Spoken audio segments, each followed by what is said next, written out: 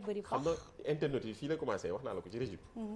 gars yi ñooy commencé gum déjà di wax ci tagal bi tey nii nga commencé. waa jigéen dafay bëri pax. mais dañu xaw a laale ay couleur rek. waaw loolu la da jigéen da ngay bëri pax. et puis boo sëggee si Baye Fall yi def si bone yi. da ngay jékki-jékki ñëw ci tagal yi def petit jeeg noonu. waaw da nga siy toll. yenn saa yi de après nga delluwaat ci xale yi noonu la rek. di renouveler wu yow ban nga ci ban génération nga ci. man ban génération laa si yow bàyyil noonu rek. non yow mag nga wala. man yemamaay maa ngi ci diggante bi yenn saa yi ma dem ci mag yi yenn saa yi ma dem ci xale yi. ñu ngi noonu. waaw léegi mën a bàyyi ma eggali. gars yi nee nañ bébé nga de. bébé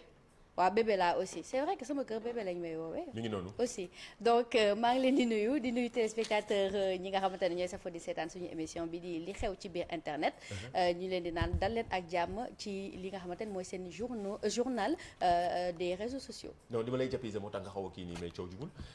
gis ngeen hashtag bi sunu net min ngeen ko muy Facebook Twitter wala Instagram hashtag bi nga xam ni moom lañ leen jagleen ngeen mën a réagir en temps réel actuellement ñi ngi ci Facebook bi ñi ngi ci Twitter bi mais dem leen ci YouTube aussi heure bi heure pause ñu nekk ci bureau yi ngeen xool di ñu seetaan foofu YouTube bi am na solo de. YouTube bi am na solo daal parce que fa la ñuy daal di defee li nga xamante ne moo di émission bi temps yeey Facebook lañu nekkoon léegi ñu ngi YouTube. su ko defee yéen tamit rek xam nañ ne ñun fi ñu mënti nekk rek yéen di ngeen ñu fa fekk donc hashtag bi benn la sunu net la muy Facebook muy Twitter muy YouTube temps yi nag YouTube la ñu jël daal di ko diw bër bi. mais gars yi bàyyiwuñu Facebook gis naa déjà ñu ngi commencé like kër yaa ngi naaw. maa ngi koy gis actuellement nii ci suñu live bi nga xam ne mooy jàll ci réseaux sociaux yi ci page officielle bu Facebook bu télévision Futurs Médias dañuy njëkkee maa ngi leen wax léegi li nga taggaloo couleur yeeg yooyu yaa déggoo maa ngi naan la ñi gisoon ni ñu ndróobi couleur yooyu yëpp waxoo ci suñu tàngaayu démb bi pourtant foofu rek laa bëggoon nga génn fa. waaw mais xam nga tamit man moom da ngay jaar ci digg bi rek booy def nii du ma jëli danga may wax directement rek ma daal di la jëli. ndax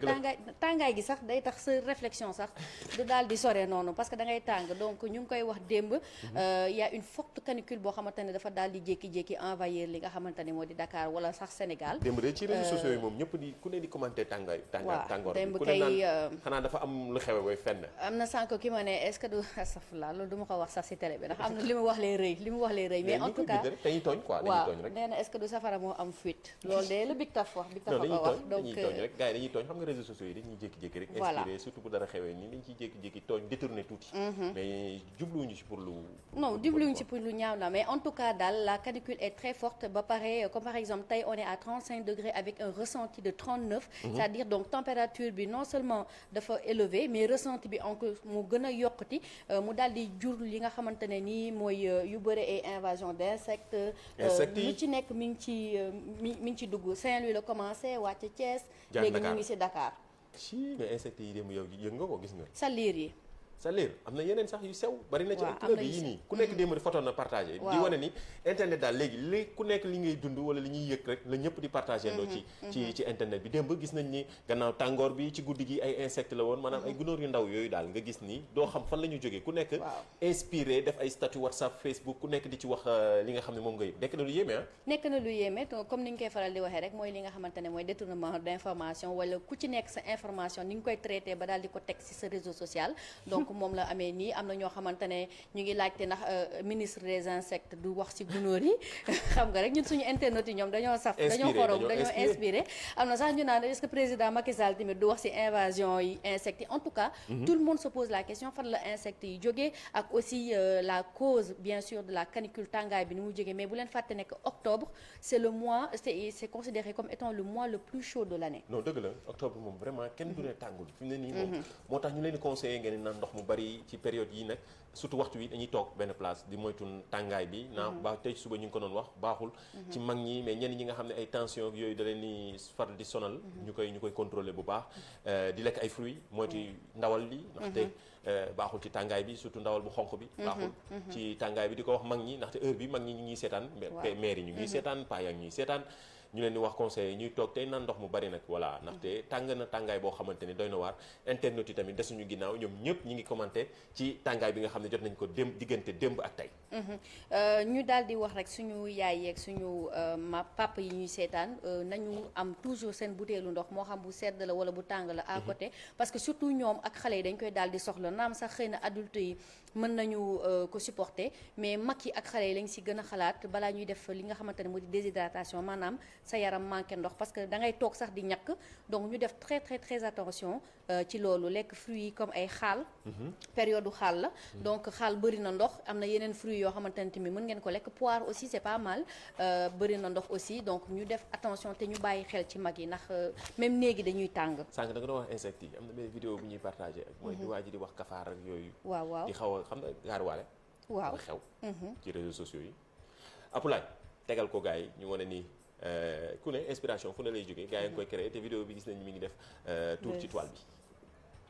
Si tu donnes l'importance au cafard, ici prendront pour des crevettes. Je n'ai pas ton temps. Si tu donnes l'importance au cafard, ici prendront pour des crevettes. Je n'ai pas ton temps. Si tu donnes l'importance au cafard, ici prendront pour des crevettes. Dégg nga li mu wax ah waaw si tu donnes l'importance au cafard. dinañ jël seen bopp teg ko. crevette. mi ngi noonu loolu mooy jay ginaar ba mu foog ne mooy bëy. dëgg la loolu xew de statut parfois nga def ay statut WhatsApp visé man parfois ma def statut yoo xamante ne nii waxuma damay bloqué ñëpp yow rek yaa koy gis. man mii loolu am na. ah comme yow ni ngay defee statut parfois. non sa jëkkër rek di ko gis. déedéet man yooyu du ma def man bu dee mën nga visé tamit doo ma gis. exactement démb am na benn maire bu ne ma yooyu noonu. dafay baax ñun tamit ñu leen koy expliquer. parce que duñu xam nan lañ koy defee. dañuy bëgg a visé waaw yooyu dinañ si ñëw yooyu dinañ si internet la xewee ak ay téléphone bloqué portable. yenn contact yi ak def yoo xamante ne nii kenn nit rek moo koy gis. foofu lay xewee ci réseaux sociaux yi lay xewee ci internet yi lay xewee téléphone portable moo ni mel ak moo ni toll ci jamono ji di jaajëfal suñu sponsor officiel bi di jaajëfal aussi suñu mbokk internet yi sponsor officiel bi di Jili CSB nekk fële ca cité kër góor gi doon wax ni ñi ñu wax ni ñu dem ci kër ci Jili jël seen lot nañu dem directement jarul woote téléphone rond point cité kër góor gi di nga gis boutique bi nga dem laajte mami loolu la Jili wax boo demee nga wax ni waa lu xew ci internet bi la nga ñëw jël sa lot photo wu envoyé ñu ko ñun tamit dinañ ko partagé. waaw waaye ci kaw loolu rek ñu apporter précision Mamadou parce que nit mën na jóg rek daal di dugal foofu ne man maa gagné. non ñoom dinañu woo. waaw dinañu woo mais donc non xam nga lu ñu naan la répétition est pédagogique taxul dinañ ko waxal nit ñi que ne balaa ngeen di dem di présenté wu dinañ quand même woo ñoo ñi nga xamante ne ñooy waa Jili CSB daal di leen wax ne que diw dina fa ñëw te bu boobaa aussi technique de vérification yu am yëpp dinañ ko def donc ci kaw loolu ñu daal di leen wax li nga xamante ne mooy vérification weesuwul ñoom ñi dañuy dem dañuy fotow xam ne balaa ñu fa génn dañuy fotow xam naa ko waaye xam nga Sénégal lañ nekk yow da ngay leeral rek waaw damay leeral rek parce que dafa xam nga technique yi dafa bëri mais dañuy fotow waaw boo ko duggee jël sa loo ba pare fotow ñëpp te foto yi dañ koy jël partagé na ko ñun tamit dañ ko partagé ak téléspectateurs Njaay xam naa li may wax yaa ñàkk wóolu gars yi nag sama gars yi yenn gars yi sax laay wax du ñëpp mais en tout cas daal loolu dafay baax rek ñu koy démaale seen xel donc bu ngeen demee fële ca rond point cité kër góor gi wala fële ca Colobane di ngeen fa gis aussi ay appareil électroménager comme tàngaay bi ñu ngi wax waxi tàngaay clim yi moom defe naa fu mu ne nii képp kuy jaay clim sa clim war na jar waaw rawatina nag waa CSB boo leen fa demee di ngeen fa am ay clim yu baax avec une garantie de 24 mois mi ngi noonu am na solo mi ngi noonu jaajëf leen ñoom suñu sponsor officiel leneen li mooy li xew ci Guinée soxal na ñëpp soxal na sénégalais yi soxal na mën nañ jàpp ni Afrique bi yëpp ndaxte élection yi ñëpp a koy bàyyi xel gis ne mais tamit taxawaayu internet am na ci solo taxawaayu internet am na ci solo on en a pour preuve ki nga xamante ne moom mooy Cellou Dalein Diallo ki di opposant bi moom dafa daal di def benn tweet ci compte Twitter am daal di annoncé autoproclamé wu que ne moom moo daal di gagné li nga xamante ne moo di élection boobu et ça malgré le fait que ñi nga xamante ne ñooy la CENI dañ ko daal di def ay mise en garde donc pour dire encore que c'est une stratégie digitale wala stratégie de communication digitale pour peut-être mën a déstabiliser li nga xamante ne moo di adversaire am mais en tout cas vote bi mi ngi décompte bi mi ngi daal di am actuellement parce que nee nañ 72 heures la mais en tout cas actuellement la guerre des réseaux sociaux fait rage. bari na ci ñi ngi candidat yi ku nekk di xëccu di ñoddi ci réseaux sociaux yi surtout candidat bi nga xamante ni mooy principal rivalu Alpha Condé moom mi nga xamante ni aussi am na taxawaay bu am solo ci réseau social bi di Twitter comme président yu bari wala autorités yu bari moom tamit mi ngi commencé xëccu di guerre communication la gis nañ sànq suñu correspondant bi di wala suñu correspondant yi ji di Barka Ba ak Mbissane ñoom éléments yu am solo yi nga xam ne ñu ngi koy envoyé mu nekk lu am solo fële ca Guinée mais tamit hashtag bi bu leen ko fàtte Guinée vote la moom depuis ba élection yi tàmbalee ba léegi ñu ci bari ñu ngi koy suivre te loolu nekk na lu am solo di wane ni taxawaayu internet tamit am na ci solo. loolu de mooy ñi ngi leen di bàyyi xel demuñu Guinée. mais ñi ngi xool bu baax information yi fay jël. effectivement parce que actuellement dafa mel ni comme on l'a dit hier le monde est un village planétaire. donc lu xew Guinée te Guinée sorewuñu c'est à 1 heure de vol bu dee avion la donc ça nous intéresse fortement parce que c'est l'Afrique aussi. oui mi ngi noonu am na solo ñuy bàyyi xel information yi jógee Guinée mais tamit di fàttali ni benn résultat officiel lagul ñi ngi xaar rek. ñi ngi xaar commission bi génne résultat yu wér. en tout cas waa CEDEAO ñaawlu nañu ñi nga xamante ne mooy candidat yi di génn naan ñoo gagné mais tamit rafetlu nañu le fait que population ñëpp génn dem voté ji loolu tamit lu am solo la mais surtout mu ànd ak dal loolu tamit am na solo lu baax a baax. une forte pensée d'ailleurs à nos compatriotes guinéens yu nekk fii di liggéey. di ko suivre bokk ci ñun aussi donc ñu ngi leen di xalaataale ci li nga xamante ne moo di élection boobu. jaajëf leneen li ci internet la toujours ñu dese ni ak WhatsApp. parfois rek xam nga maa ngi leen wax na sa statut WhatsApp yi visé yeeg yooyu. mooy comme yow ni nga tëjee sa vue bi xam nga lu la message yow doo. man damaa tëj sama vue. da nga tëj sa vue rek yow kenn du doo def vue doo def dara Abdoulaye wan ñëw kii bi parfois mais nii lay def de di yërnduwaale lu nga lii rek mooy ñi nga xamante ne dañuy def confirmation de lecture désactivée. waaw maanaam boo leen yónnee message ñoom dinañ ko jot dinañ ko lire. waaye affaire bi du daal di bleu mooy ñaari V yooyu du daal di bleu donc yow mi nga xamante ne yow yaa ko yónnee doo xam ndax jot na ko. doo xam ndax jotu ko te doo xam tamit ban heure la ko jot bu dee jot na ko. waaw lii mooy yërndu. mais image bi nag day expliquer lii rek vraiment. am na ñoo xam ne ay star lañ ci WhatsApp yi. waaw. amuma jot. mi ngi noonu mooy ñoo la ñuy woowee les personnes matures. oui mooy jotuma sa message vraiment dama ko yéex a jot mi ngi nii de. lii de moom am na solo xam naa du si ñàkk suñu yaay il faut ñu jàngale naka la ñuy defee confirmation de lecture. loolu baax na de ñu ngi koy désactiver. ndax ñoom it ñu dosé si tuuti. jaajëfal nañ leen yéen internautes yi gis nañu réaction yi yéen a ngi réagir actuellement ci suñu page Facebook actuellement mën ngeen dem ci aussi suñu compte YouTube bu officiel bu télévision Futur Média da ngay def YouTube def /TFM di ngeen gis émission bi en direct ngeen nga mën ko seetaan commenter am ngeen possibilité commenter joxe seen xalaat ci émission bi wax nañ ko c'est interactif télévision Futur Média réseau social la social TV la c'est interactif seen ay message dañ koy jot te ñun dañ koy partager hashtag bi sunu net la leneen li mooy tey nag dañuy def benn dossier comme ni ñu ko waxee woon démb nag am na solo de ci YouTube youtubeur yi parce que ñun temps yi YouTube la ñu jël diwveur bi comme ni ñu ko waxee YouTube la ñu jël waaw loolu tax nag waaw yëpp YouTube nga may wax loolu tax ñu bëgg nag indi quelques éclaircissements wala jàngat ci li nga xamante ne moom moo di YouTube YouTube réseau social la bu mel ni comme Facebook bu mel ni comme Instagram wala WhatsApp mais YouTube dafa di réseau social boo xamante ne nii lépp li nga xamante ne mooy dem ci vidéo moom lay daal di gën a fësal donc YouTube nag y a la possibilité de def li nga xamante ne ni moom mooy une monétisation maanaam à travers sa chaîne voilà nga daldi ci ñu la siy fay boo atteindre benn nombre de vues wala boo atteindre benn nombre d'abonnés mais ci kaw aussi nga def demande monétisation bi ba ñu xam ndax di nga sa chaîne c'est monétisable ou pas mais ci kaw loolu dañu gis aussi nekk am na ndaw yu bëre yoo xamante ne dañoo songu YouTube bi bu baax di ci traiter ay faits d'actualité mais à leur manière avec une sauce de comédie ñu ràññee si ñu bëri ki ko njëkk a def nag mooy Doudou fait des vidéos fii si moom lañ ko gën a miisee mais am na si kenn koo xamante ne dem nañu rencontrer ko mu daal di ñu wax moom mooy kan ak naka la duggee si YouTube ñu daal di ko seetaan muy Zal YouTuber. ok ñu dem. asalaamaaleykum sama gars yi bëggee bu wér man la Zal ñu gën ma xamee ci Zal YouTuber xam nga en même temps maa ngi yor sama métier tailleur quoi xam nga nit ki moom lu mu bon mën nga war a mën a yor ñaar quoi xam nga am si métier bopp en plus nga nekk ci YouTube bi quoi xam nga yàqul doonte yàqul ma dara en fait war naa di mën a yor sama métier nekk ci YouTube bi quoi xam nga loolu mais nag maa ngi commencé def vidéo le 24 décembre 2018 je pense que ne waaw moom laa commencé quoi bi ma doog commencé nag ci Instagram bi laa ko commencé compte man ak Wuli la woon maa ngi koy je pense que ne maa ngi koy fàttaliku dóor gars yi rafetlu ko ne mais Zal affaire yi neex na de bon man a xaaral ma continuer quoi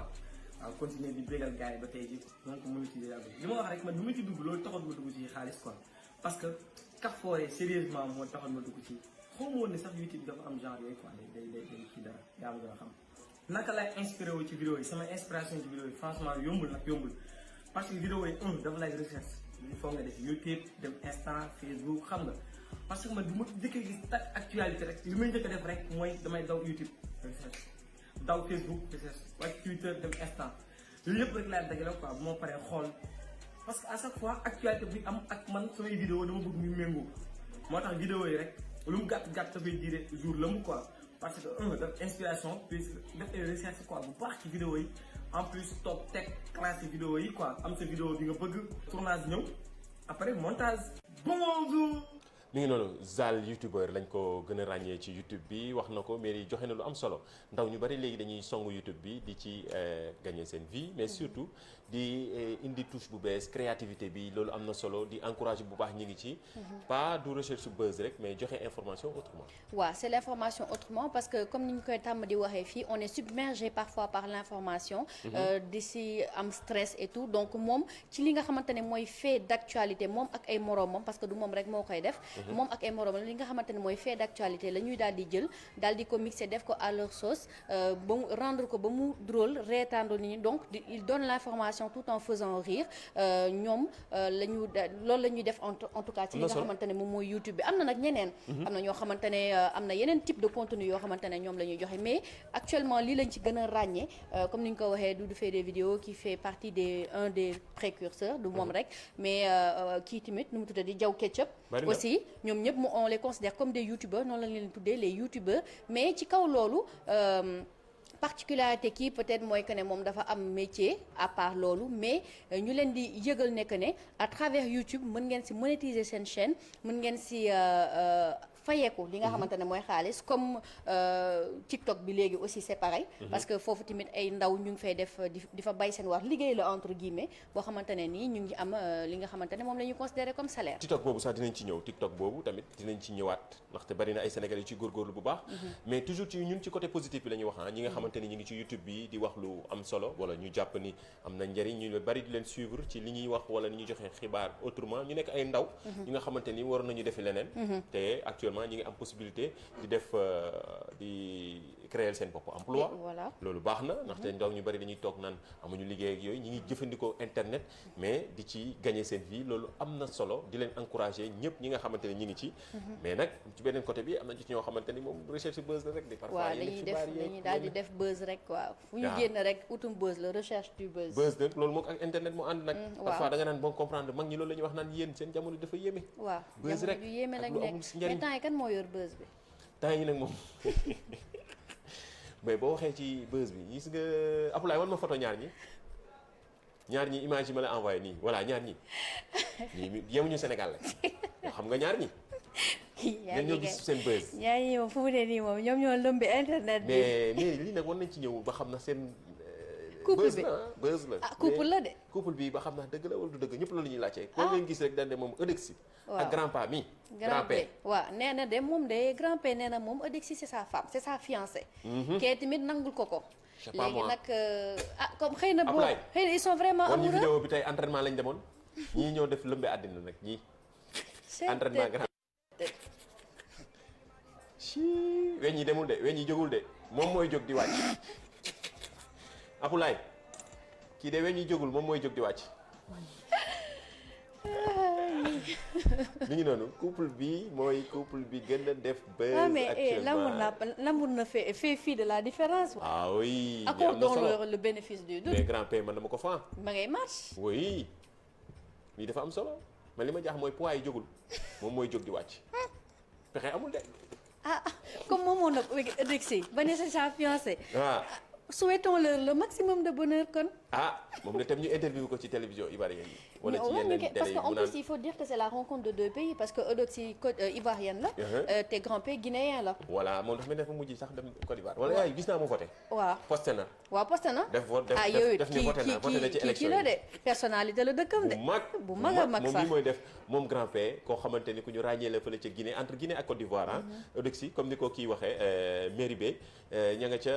fële ca Côte d'Ivoire moom tamit dafa def buzz ñii ñoo def buzz di wane ni internet amul limite li xew Sénégal li xew France li xew États-Unis li xew beneen dëkk dafay intéressé sénégalais wala dañuy bari dañ koy suivre te lii gis nañ ni ñëpp a ngi koy partagé ci subaak léegi surtout seen entraînement bi daal def na buzz ci ci waaw internet entraînement bi daa neex nag. ay gis nga entraînement bi. mi ngi noonu jaajëfal nañ leen yéen internautes yi yéen a ngi réagir en temps réel yéen a ngi commenter di jaajëfal yàgg moom mi nga xamante ne gis nga leen moo leen dóoral hashtag boobu ngeen koy gis ci ginnaaw ci ak suñu compte Twitter bi ak Facebook bi ak YouTube bu télévision Futur Média équipe technique wala équipe digitale bi nekk ci ginnaaw di leen jaajëfal rubrique bi ñëpp di xaar nag kii kan la. waaw ki kan la démb am na ku ñu leen indiloon defe naa ne ñu bëre daal dinañ ko trouver parce que kanam bi daanaka changé wul. mu di El Hadj Abdou Aziz Sy Dabakh Malick donc moom la ñuy woowee tamit Cheikh El Hadj Abdou Aziz Sy Dabakh. moom moo nekkoon 3e khalife de la confrérie musulmane Soufi Tidiane au Sénégal. De 1957 à 1997 parce que il est dafa. wàcc liggéey wala noppaliku le 14 septembre 1997. moom nag moo nekkoon doomu El Hadj Malick Sy. mi nga xamante ne moo nekkoon pionnier du tijanisme au Sénégal. ak doomu Soxna Safiatou Niang. donc moom mi ngi juddu en 1904 fële ca Tivaouane. ñun nag ñu koy gën a ràññee ci li nga xamante ne moo di ay discours am ak li nga xamante ne moo di conseil yi mu fi bàyyi ndax ba léegi c'est en vigueur bu réew mi je me rappelle bu ñu nekkee xale ba léegi sax bu réew mi yëngatoo rek dañuy génnee li nga xamante ne moom la maam Abdou Aziz Sy Dabakh doon daal di baaxee ñu daal di ko tegaat ci télé yi pour xel yëpp daal di ñibbisi waat kenn dootu ko présenté fii ci Sénégal li ñuy jooy kay mooy demam moom la ñëpp di jooy moom la ñuy wax ni maam Abdou Dabakh jooy moom la Sénégal di jooy ba léegi di ko jaajëfal gis naa ko bind la lu gudd lu dafa bind maanaam livre la bind ci YouTube bi télévision Futur Média gis nañ ko lépp di ko jaajëfal xam naa ni ñi commenté bari nañu gis nañu commentaire yëpp ci réseaux sociaux yi que ça soit mu nekk Facebook Twitter wala Instagram bu TFM surtout ñenn ñi dañoo dem ca YouTube ba daal di commenté ci ñi ngi bàyyi xel bu baax sunu chaîne YouTube bu télévision Futur Média surtout ak émission bi li xew ci biir internet bi c'est interactive commenté jaajëfal nañu leen dinañ tànn nag suba kenn tey koo indi tey koy laajte tey moom defe naa ne kenn du ko trouvé waaw loolu de kon dama ci kontaan man. non tey kenn du ko trouvé kii kan la. tey moom gars yi dañu ko xam. na ma internet yi wax kii kan la ak téléspectateurs yi. ñi ngi xaar ñi ngi xaar tey moom question call la li ñuy wax question call. waaw léegi ñu xool tamit suñu crew bi fii suñu groupe bi fii. man de dégguma gars yi wax te ba tey. non duñu wax heure bi saa yi ñu génne woon photo ñoom ñëpp génne. non duñu wax tey moom duñu wax. ay ñoom Tafa Dioum. non gars yi da ngeen laajtante foofu di waxtaan. ñoom Chérif Dia ay Apulaay. tey moom. dafa am wax nañ ko. téléspectateurs yi ak internautes yi dafa am équipe bu garaaw bu nekk ci ginnaaw bu émission bi commencé ñëppay daw ñëw. ku nekk di tontu ci laaj yi am na solo tey nag kii lañ laaj mairie nag tey li nga indi jafe na. lii man sax xaw ma. kii pour dire vrai di xaar. tey moom te kii kanamam joxewul kenn. lunettes yi dafa apparemment gars yi ngi may souffler réponse yi gis nga lunettes yi nee nañ ba tey moom lay sol. yow it yaa ngi joxe ti indice. yéen nii lañ lay bàyyi. gars yi duñ ko xam de. non bàyyi noonu rek. bàyyi noonu. ma déglu internet yi. waaw déglu internet yi rek ñun suñu crew bi fii ñi ngi commencé am na ñu commencé trouver nag. am nañu commencé pour dire vrai. kon man je lâche l'affaire. maa ngi xool nii seen commentaire am na ñu commencé trouver de. am na nag ñu commencé jàdd gauche. man jàdd gauche gi laa ci bëggoon. waaw gars yi nga commencé gis naa Ibrahima Diego Ba gis naa Aïdara Bayo Daaru Diaw gis naa Ababacar Mbeng kuy tooñ jaajëf Apu won ñu lii lan la bi won ñu beneen rubrique bi lii lan la démb dañoo joxoon question bi lii la ñu waxoon démb. waaw mbege bi ñëpp xam nañ ko moom. waaw mbege waaw gis naa ni ñëpp ku nekk di ci fàttaliku aussi internet yi ku nekk di fàttaliku ba ngay dawal mbege jamono yi ngay dawal mbege vraiment temps yu neex daal xale daal dafa neex. waaw xale dafa neex c'est l'insouciance man dama bëgg delluwaat xale c'est l'insouciance doo tal dara ndeysaan. malheureusement non lii mbege la ñu ñëpp foon nañ ci. waaw mais xale yi 2000 moom wóoru. non xale yi demee ay PSP la ñu xam. waaw ay tablette. ak téléphone portable smartphone léegi waxuñu la 2000 sax 3 ans dañuy commencé 2 ans 3 ans. billaay teel a mu yokk. doy na waar won ñu lii lan la bu bees bi lii nag moom jafe na moom yombul de. waaw ban réservoir mooy njëkk a remplir. waaw. mais man c'est que sama internautes yi aussi dama leen wóolu mais dañu xarañ nag quand même. waaw macha allah dama leen wóolu. boo moytuwul sax dina am kenn ku def démonstration en live. defal ñu vidéo ñu ngi koy xaar suba. wan ñu ban réservoir mooy njëkk a fees muy noonu A B C wala D. ñu ngi xaar seen ay réponses wax nañ ko émission bi day continuer ci réseaux sociaux yi ci suñu page Facebook ci suñu compte Twitter hashtag bi suñu net la ci suñu compte YouTube YouTube/TFM. ci suuf boo commenté def hashtag bi suñu net dinañ ko gis jaajëfal nañ leen di leen jox balaa ñëw tàggoo di jaale aussi communauté Layène bi démb tamit seen photo yi ñëpp partagé nañ ko ci WhatsApp yi Facebook bi Twitter bi ndaxte xalif bi ñàkk ñetti doomam loo xamante ni lu tiis la xibaar bu tiis ñëpp di ko naqarlu vraiment di leen jàlle vraiment li lu triste la vraiment. waaw lu triste la te metti parce que père de ses 3 enfants en même temps dafa daal di metti ci bépp waajur boo ko xoolee sa côté rek. donc ñu leen di présenter nos sincères condoléances à toute la communauté layène. di leen massaw bu baax di massaw aussi ki nga xamante ne moo di xalif bi. di ñaan suuf sedd seen kaw fi ñu nekk gën a leen fi ñu jóge. mi ngi noonu gis nga tweet bi nga xamante ni président de la république def na ko ngir jaale communauté layène bi jaare xalif bi. mu nekk loo xamante ni xibaar bu diis la Sénégal gi démb ñëpp ñàkk mën nañu wax ni diine moo ñàkk di leen jaale. di mastawu ñi nga xamante ni ñooy communauté layène bi fii ci Sénégal yàlla xaaree leen àjjana woyofal suuf ci seen kaw. mairie di jox gars yi dig daje suba ñu ñëw yaatal. waaw incha allah demain mercredi nga wax sa sañse beeg sa tagal bi. demain mercredi incha allah lay ignoré nii. moom mi dafa sañse tagal démb ak tey yëpp tagal la ñu may. waa kii fi jaar nag mooy kër Soxna Kat yi 77 551 21 43. moo def benn xam nga temps yi grand bu kii moo xew bu xaw a gàtt bi noonu. donc assez large dafa tàng. yaa ngi génne tendance bi waaw dafa tàng couleur été dafa tàng mais quand même ñu def ko mini grand bu demi jeek rek genre yooyu ak benn tagal boo xamante ne tabaraga ko moo fi jaar. ak maquillage bi te dafa bari titre boo xamante ni moom mairie. boo na ci damay roy si yow rek après day photo lépp dugal ci damay roy si yow rek réseaux xanaa xamoo sociaux internet nee nañ bis yow boo solee costume ni ngay waxee sax day change na dem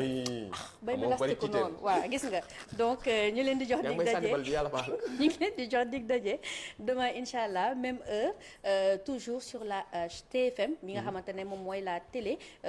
ni la koy waxate sax la télé digitale donc mi ngi noonu télévision connectée Social TV la ñuy def l'émission continue sur les réseaux sociaux et sur la page Facebook Twitter wala Instagram wala chaîne YouTube bu télévision Futurs Médias jaajëfal jaajëfal gars yi équipe digitale bi nekk ci ginnaaw Apulaay réalisateur connecté ñoom Fatima ci ginnaaw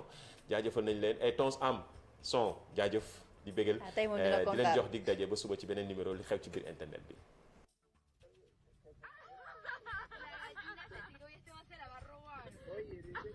Oye,